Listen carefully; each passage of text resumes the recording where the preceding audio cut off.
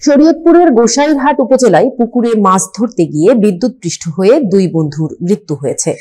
নিহতরা হলেন কোদালপুর ইউনিয়নের ওহাব দেওয়ানপাড়ার হানিফা মোল্লার ছেলে নূরে আলম মোল্লা, বয়স 38, এবং একই এলাকার খোরশেদ দপ্তরির ছেলে আলমগীর দপ্তরি, বয়স 39। গোসাইরহাট শরীয়তপুর প্রতিনিধি আলম সর্দারের ভিডিও চিত্রে দেখুন বিস্তারিত। স্থানীয় সূত্রে জানা যায়, সোমবার রাতে তারা দুজন মিলে পুকুরে মোটর বসানোর কাজ অসাবধানতাবশত করতে গিয়ে বিদ্যুতের তারে জড়িয়ে পড়েন। এরপর আর তারা ফিরে আসেননি। মঙ্গলবার ভোরে নূরে আলমের ছেলে বাবাকে না দেখে খুঁজতে গিয়ে পুকুর পাড়ে তাদের মৃতদেহ পড়ে থাকতে দেখে। খবর পেয়ে এলাকাবাসী ও পুলিশ ঘটনাস্থলে পৌঁছে মরদেহ উদ্ধার করে। গোসাইরহাট সার্কেলের অতিরিক্ত পুলিশ সুপার মোহাম্মদ শামসুল আরেফিন জানান, ডাক্তারের প্রাথমিক প্রতিবেদনে এটি একটি বিদ্যুৎপৃষ্ট হয়ে ঘটা মৃত্যু বলে নিশ্চিত হওয়া গেছে।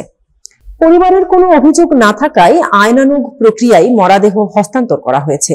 দুই বন্ধুর অকাল মৃত্যুতে এলাকায় শোকের ছায়া নেমে এসেছে।